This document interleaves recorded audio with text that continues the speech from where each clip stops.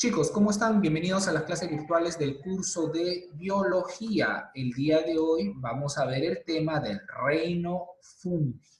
Continuando con los reinos que conforman a esta categoría tan grande que es una de las categorías taxonómicas que es el reino, ¿no?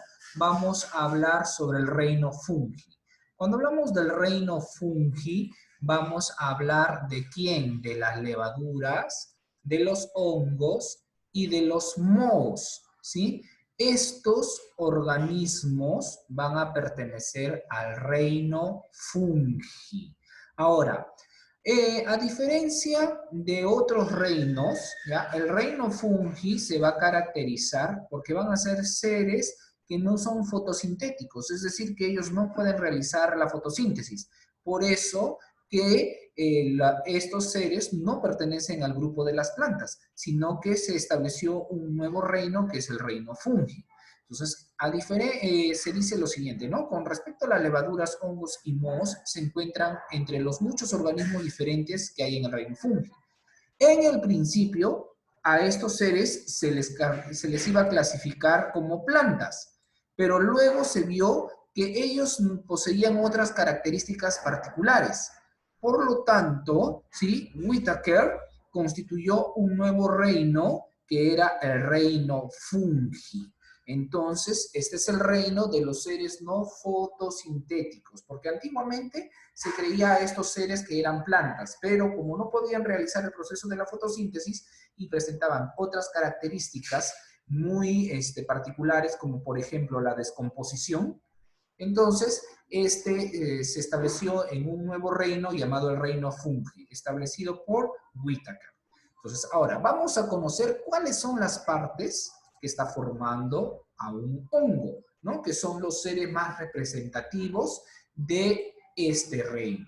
Entonces, tenemos que algunos hongos van a ser unicelulares, que van a estar formados por una sola célula, como por ejemplo, ¿qué? Las levaduras. ¿Ya? La mayoría de las levaduras van a ser unicelulares, pero vamos a tener mayor parte de los hongos que son pluricelulares y sus células se disponen unas detrás de otras, dando lugar a unos filamentos llamados hifas. Estas vienen a ser las hifas. Acá lo voy a señalar con una flechita también. Estas vienen a ser las hifas, ¿ya? Que estos filamentos, como una especie de raíces que están viendo ahí, estas se van a adherir al suelo para poder absorber los sustratos. Este conjunto de hifas, cuando se reúnen, como vemos acá, el conjunto de hifas recibe el nombre de micelio, como lo podemos ver acá. Ahí está. El conjunto de hifas recibe el nombre de micelio. Y también vamos a tener que la mayoría de los hongos, en este caso, de los hongos más completos, como por ejemplo uno de ellos son los champiñones también, los hongos completos van a presentar las siguientes partes. Esta parte de acá recibe el nombre de sombrero, como lo tenemos acá. El sombrero está constituido por unas láminas. Entre el sombrero y el pie, que es este, vamos a encontrar un anillo. Ahí está. Entonces tenemos sombrero, el pie, el anillo y el micelio, que es el conjunto de hifas. Son las partes principales que están constituyendo a un hongo. Ahora, todo el conjunto del sombrero, de las láminas, el anillo y el pie reciben el nombre de setas. Ahí está. ¿Sí? Y de esa manera vamos a tener las dos grandes partes que están constituyendo a un hongo, la seta y el micelio. No olvidar que dentro de la seta encontramos el sombrero, que está constituido por láminas, luego vamos a tener el anillo y el pie. Y la otra gran parte que es el micelio, que está constituido por un conjunto de ramificaciones que reciben el nombre de hifas. Ahora, una vez que ya nosotros sabemos cómo se ha determinado este nuevo reino por sus ciertas características particulares que presentan estos seres, quién lo estableció, Whittaker, cuáles son las partes de un hongo, vamos a conocer la clasificación de los hongos. Los hongos van a presentar una gran clasificación debido a que estos seres los vamos a encontrar en diversos componentes.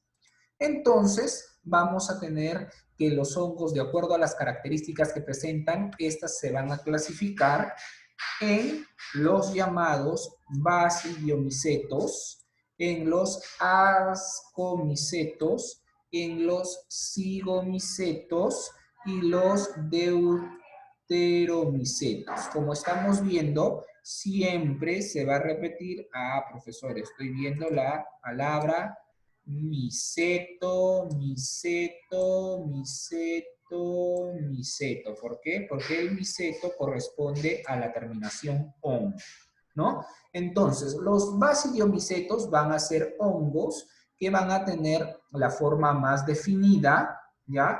Y tenemos como, por ejemplo, al carbón de maíz y los champiñones, que son los hongos más definidos, más representativos, en la cual tienen lo que es la seta y tienen lo que es el micelio, ¿no? No olvidarnos que dentro de la seta tenemos el sombrero, tenemos el anillo, tenemos el pie, y de esa manera lo que corresponde a las hifas están dentro del suelo, pues, ¿no? Que estas se encargan de poder absorber la materia orgánica dispuesta, porque estos seres son heterótrofos, ¿ya? Ellos no pueden fabricar su propio alimento, por lo tanto necesitan de materia orgánica dispuesta para poder alimentarse. Entonces tenemos acá a este representante del champiñón como un basidiomiceto. Luego tenemos a los ascomicetos, que van a ser aquellos hongos unicelulares, que habíamos visto, que vienen a ser las levaduras, y que estas se utilizan para la elaboración del pan, del vino y la cerveza. Acá, como podemos observar en esta imagen, esta es una placa Petri, se llama así, en la cual vemos cómo tiene la forma este hongo unicelular que es de la levadura.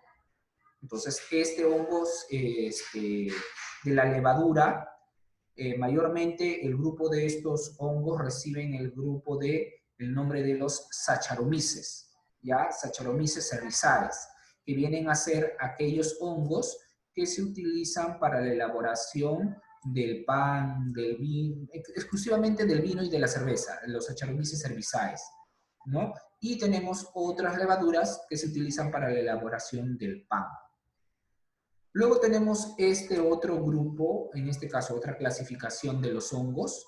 Tenemos a los zigomicetos, que van a ser conocidos también este tipo de hongos como los Rhizopus nigricans, que es el moho negro de pan, que es un hongo muy característico que crece en las frutas, como podemos observar acá, y también crece en el pan, ¿no?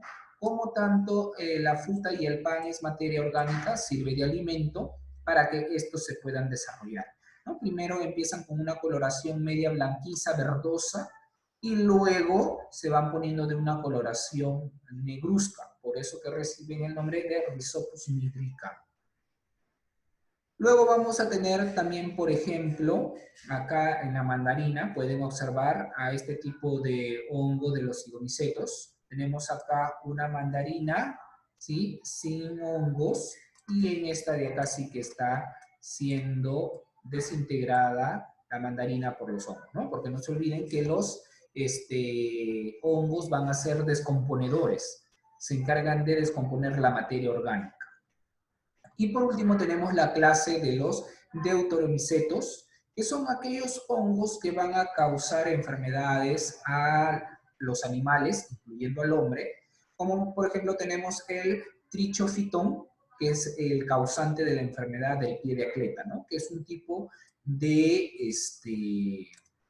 de hongo muy común en los pies. Ahora, el hábitat de los hongos se va a desarrollar siempre en lugares donde van a haber materia orgánica dispuesta, ¿no? Como por ejemplo estamos viendo la mandarina, que es una materia orgánica, por eso ahí se puede habitar los hongos. En el pie también. ¿Pero por qué, profesor? Claro, nuestra piel es materia orgánica que sirve de alimento para los hongos. Entonces, por ejemplo, tenemos acá el champiñón que podemos ver. Ah, profesor, el champiñón puede crecer en materia orgánica dispuesta, ¿no? Entonces, estos se alimentan de materia orgánica dispuesta, ellos son heterótrofos, no pueden fabricar su propio alimento, viven en lugares oscuros y donde hay abundante humedad, ¿no? Esa es la característica de los lugares donde habitan estos señores, que son los hongos. Luego vamos a tener por acá la utilización de los hongos, porque el hombre siempre en su afán de poder querer satisfacer sus necesidades, él emplea diversos elementos para poder elaborar o crear algo. En este caso, por ejemplo, los hongos han sido ya investigados por el hombre y de esta manera han determinado su utilización. Por ejemplo, vamos a tener que los hongos pueden ser utilizados en la medicina, gracias a este señor Alexander Fleming, que fue uno de los descubridores de un antibiótico natural muy importante que es la penicilina, a partir del hongo Penicillium notatum. El hongo del Penicillium notatum, lo tenemos acá su nombre, ¿ya? Este honguito, ¿ya? Este honguito se caracteriza por poder hacer que ninguna otra bacteria pueda crecer a su alrededor. Entonces, este investigador descubrió eso y de ahí pudo establecer que este hongo producía un antibiótico natural que era la penicilina, ¿no? La penicilina viene del nombre del honguito que es el Penicillium notatum. Entonces vamos a darnos cuenta que los hongos es utilizado en la medicina. También los hongos son utilizados en la industria alimentaria, como por ejemplo lo que les estaba mencionando hace un momento, las Saccharomyces cerevisiae. Ah, profesor, estos tipos de hongos se utilizan para la elaboración de ¿quién? Del pan, pero también son muy utilizados en la industria de la elaboración de la cerveza y del vino. Estos son muy utilizados para la elaboración de estas bebidas, los Saccharomyces cerevisiae. Y también hemos visto que los hongos, por ser una característica natural y principal de los hongos, estos van a ser muy importantes en la ecología, ya que los hongos se encargan de descomponer la materia orgánica de los animales muertos, ¿no? Entonces, cuando un animal muere en la naturaleza, este animal se va a descomponer gracias a los hongos y las bacterias, y esas sustancias van a regresar al suelo para poder ser absorbidas por los productores que son las plantas, ¿no? Y así sirven de nutriente para que pueda empezar la red trófica, ¿no? La cadena alimenticia. Entonces nos vamos a dar cuenta que los hongos dentro de la cadena alimenticia se encuentran en el último grupo, del grupo de los descomponedores. Entonces son muy importantes en la ecología, ya que descomponen la materia orgánica dispuesta, ¿no? Que se encuentra muerta ahí. Muy bien, chicos, entonces no olvidar que los hongos antiguamente eran considerados como plantas, pero de acuerdo a características principales o especiales que ellas presentaban, Whittaker construyó un nuevo reino aparte, que fue el reino fungi. No olvidar que las partes del hongo son dos partes muy importantes, las setas y el micelio. Las setas vienen a ser el conjunto del sombrero, que este sombrero está formado por láminas, por el anillo, por el pie, y el micelio, que es el conjunto de hifas, que son como una especie de raíces, que éstas se adhieren a los sustratos para poder obtener las sustancias que necesitan para desarrollarse. También no olvidar que los hongos se clasifican en los basidiomicetos, como por ejemplo tenemos los champiñones, los astromicetos, tenemos a la levadura, ¿no? A los Saccharomyces cerevisiae, que nos sirven para la elaboración del pan, del vino, de la cerveza. Los zigomicetos tenemos al Rhizopus nigricans, más conocido como el moho negro de pan. No te olvides, Rhizopus nigricans, más conocido como el moho negro de pan, que se ubica no solamente en el pan, sino también en las frutas, que es muy característico estos zigomicetos. Y los deuteromicetos, que son el Trichophyton, más conocido como el causante de la enfermedad del pie de atleta. ¿no? Sus hábitats son en lugares oscuros, donde hay abundante materia orgánica, abundante humedad. Su importancia ya hemos visto en la medicina, gracias a Alexander Fleming se descubrió este tipo de antibiótico natural del hongo Penicillium mutatum. En la industria alimentaria se utilizan para la elaboración del pan, del vino, de la cerveza, ¿no? Y en la ecología es muy importante ya que cumple un rol muy importante dentro de la red trófica, ¿no? Ellos se encuentran en el tercer componente, que son los descomponedores, junto con las bacterias. Muy bien, chicos, entonces eso sería todo por el día de hoy con respecto al curso de biología. Espero les haya gustado la clase. Nos vemos la próxima semana. Cuídense.